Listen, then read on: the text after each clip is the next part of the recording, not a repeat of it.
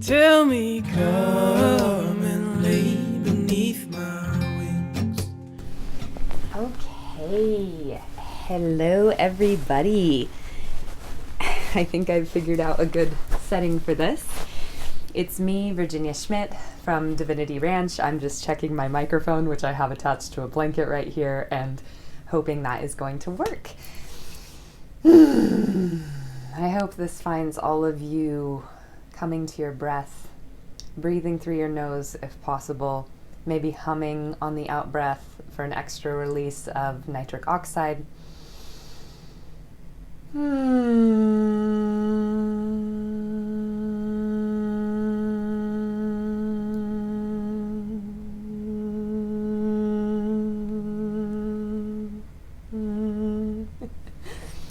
Maybe all the way to a release, a full release, a full exhale. Just take this moment to take a full exhale, you guys. In through the nose if you can, being willing if you can't to get there one day.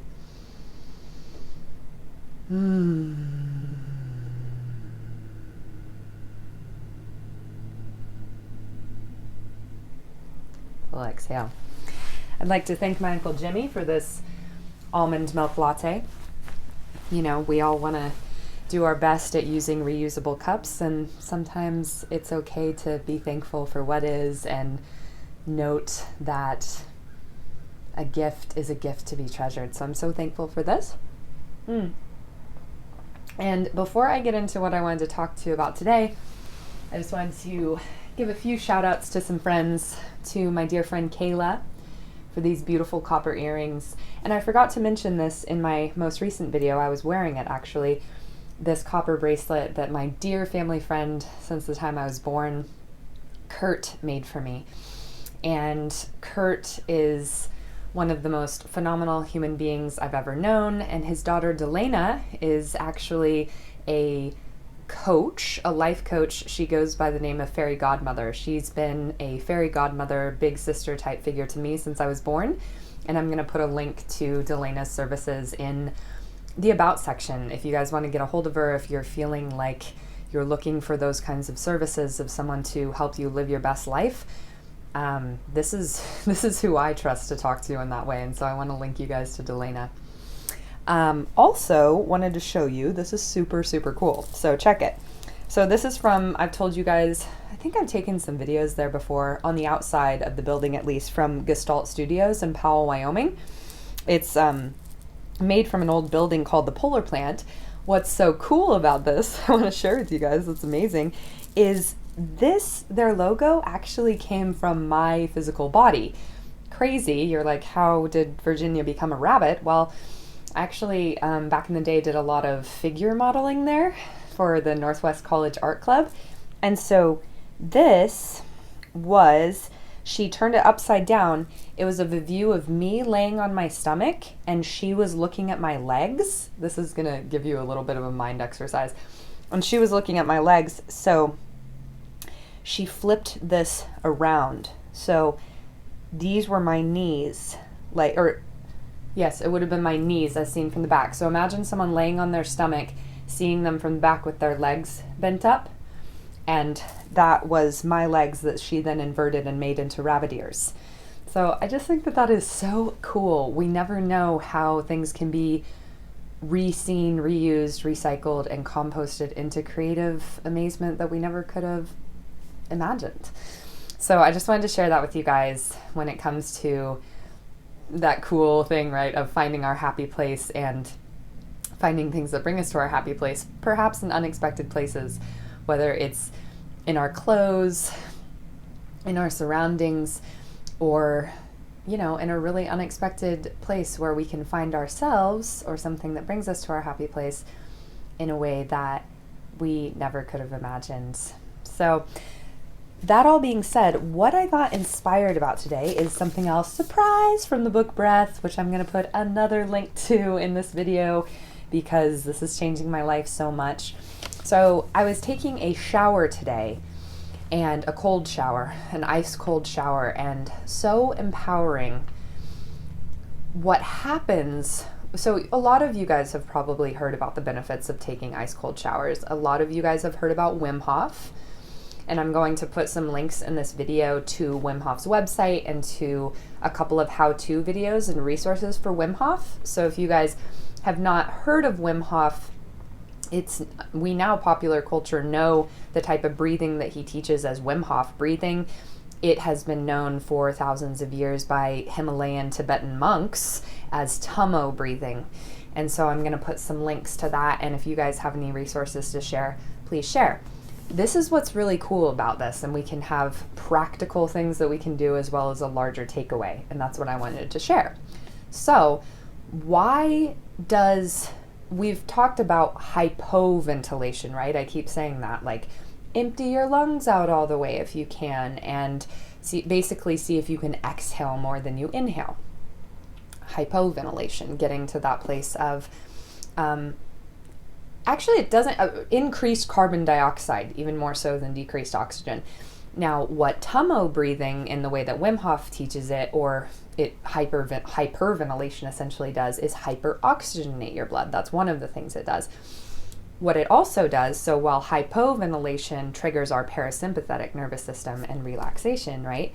What hyperventilation does is triggers our sympathetic nervous system, and so the fight or flight. And you're like, well, why would that ever be good? How could that ever be something positive? And this is what's really cool. So I'm going to read you this excerpt and then chat a bit about this. And here we go. So this is on page 150 in the chapter More on Occasion, and talking about breathing practices that James Nestor, the author of this book, calls Breath Plus.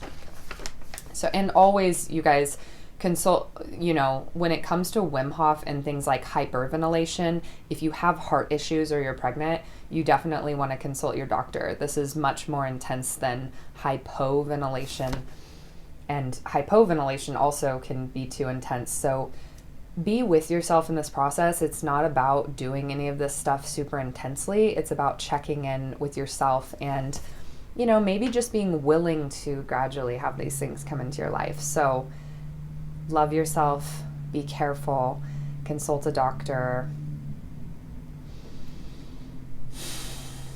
trust your inner wisdom about where healing is taking place for you. That being said, check it out. Check these resources out. They're changing my life, and I want to share them with you guys because I think that they could help change yours for the better. So, breathing is an autonomic function we can consciously control. While we can't simply decide when to slow or speed up our heart or digestion, or to move blood from one organ to another, we can choose how and when to breathe. Willing ourselves to breathe slowly will open up communication along the vagal network and relax us into the parasympathetic nervous system. Breathing really fast and heavy on purpose flips the vagal response the other way, shoving us into a stressed state. It teaches us to consciously access the autonomic nervous system and control it, to turn on heavy stress specifically so that we can turn it off and spend the rest of our days and nights relaxing and restoring, feeding and breeding. You are not the passenger, McGee keeps yelling at me. You are the pilot. McGee is the one who's walking him through this Wim Hof breath, this Tummo breathing. So here it is, guys. It's fantastic. So as I'm taking that cold shower today, I got really excited to record this video for you guys, because what I'm saying to myself, what we are saying to ourselves when we, again, safely and consciously and poco a poco, little by little, in whatever way, go into uncomfortable situations in which the sympathetic nervous system is activated, what we can say to ourselves is, I am choosing this. I am choosing this. And it's like this whole rewiring of circuitry, right? Because what's so freaky and sort of unsustainable about the sympathetic nervous system is that it only happens if it only happens when we don't want it to, and it catches us by surprise, and we have never shown our physiological bodies or our inner emotional selves that actually we can be okay in this state to the point where I am choosing it. So so my body, right, is like, get me out of this cold shower. This is like, you're in danger. You're going to die. Sympathetic nervous system, sympathetic nervous system. And I'm saying to myself, it's okay, sweetie. I'm choosing this. I'm choosing this. I am willingly putting myself into the sympathetic nervous system so that my body can realize that it's okay to be there sometimes, and then be able to get out of it. Again, back to that, what James Nestor, a lot of it people call the parasympathetic nervous system rest and digest. It's also apparently known as feed and breed. Breed. It has to do with sexual response as well, which makes sense as far as, that kind of thing happens in relaxed states. So what I am saying is that when we are willing to put ourselves into not actually dangerous, just uncomfortable situations that activate our parasympathetic nervous system, so that we can basically practice being there and realize that we're okay in those situations, that we are willing to put ourselves there, not just to be put there, right? So it's like we take responsibility and control and say, I'm going to put myself in an uncomfortable state to show myself that I'm okay, to practice being there, so that I can therefore practice getting back to that state of rest. So again, whether this is taking a cold shower, whether it's practicing Tummo breath, aka a form of hyperventilation, or even going into what we know is going to be an uncomfortable situation of conflict with, someone that we're in a relationship with, of needing to bring up something to process and go through it. When we remind ourselves, like, the beauty of it is what I experienced in the shower, which is, I'm choosing to do this. This isn't being forced upon you. This isn't catching you by surprise and putting you into this, like, it's the difference, right, between somebody surprising me and dumping cold water on me and like in my sympathetic nervous system is activated and it's like, help me, versus I am choosing to get into an ice cold shower and activate my sympathetic nervous system for healing purposes, to essentially practice being here, that I can then practice getting from these sympathetic states back to the parasympathetic nervous system. We do want to spend almost all of our time in the parasympathetic nervous system, in rest and digest, feed and breed, relaxation. That being said, as we all know, in this physical world, and I believe part of the reason that we're here in this human experience, there are going to be difficult times. There are probably at some point going to be life-threatening times. There are going to be times where the sympathetic nervous system gets activated. And if we have already willingly put ourselves in those places in, again, safe ways, not ways that put our life at risk. If we have willingly put ourselves into that sympathetic state, then when it comes as a surprise from the hard times that come at us from the outside, we've been here before. We know that we can come here and go back to the parasympathetic. Does that make sense? I look forward to hearing what you guys have to say about this. Any other practices that maybe you guys do, or just like how this relates and what you personally tie in from this for you. I'm excited to start doing more Wim Hof myself personally, or Tummo Breathing. I got into it years ago. Of course, my friend Susie of Cody Energetics told me about Wim Hof. Susie has told me about so many fantastic things. And I am excited to start practicing it again because the benefits are phenomenal. And just so you guys know, something I didn't realize about Wim Hof, about him, revitalizing Tummo breathing and bringing it to the world and breaking all these world records in the ways that he has, is that he got into it because his wife committed suicide. And so he turned to yoga and breathing and all of these things to heal, basically. So it's just one of those also really beautiful reminders of things are not what they seem, and silver linings, and really alchemy, right? The alchemy of turning something painful and shitty and terrible into something joyful and beautiful and healing. And we all have the capacity to be alchemists. We all have the capacity to seek healing out of the pain that comes. And we're figuring out ways to do it together. So, maybe just try turning your shower on ice cold for like a second.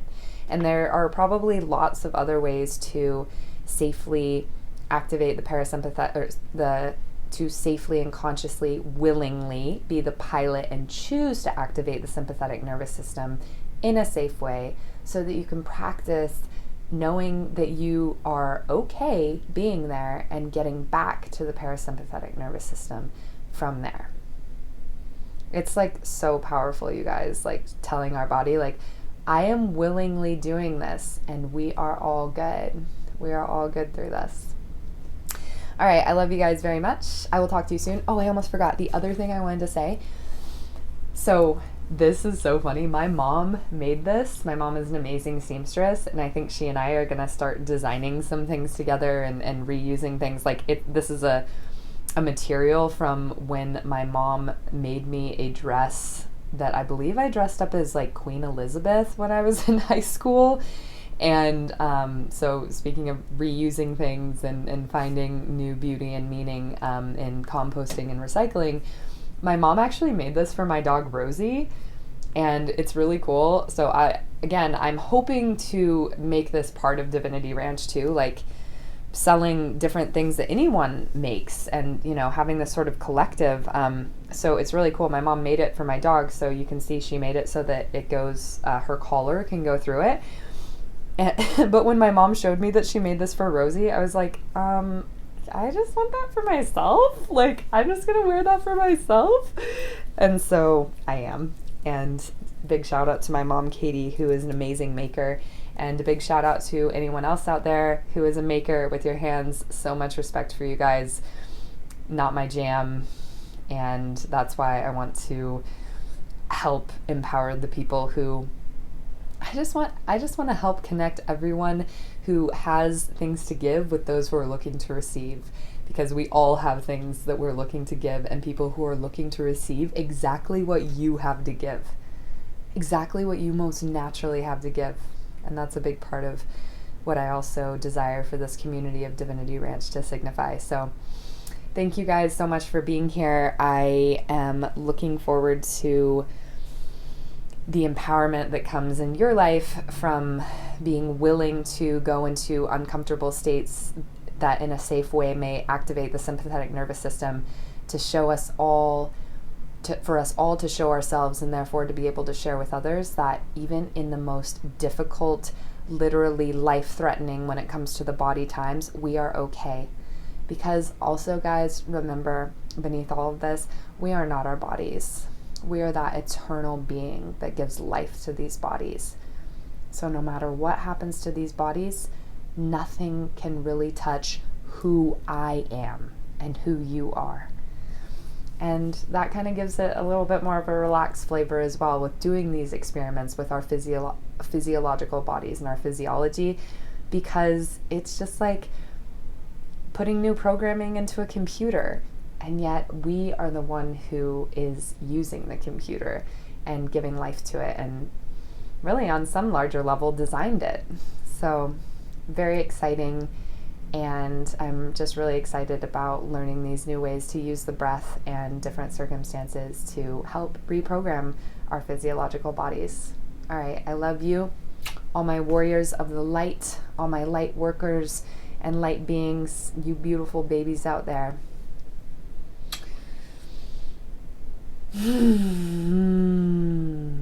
I love you. I bless you. I see you. I treasure you. I bow to you.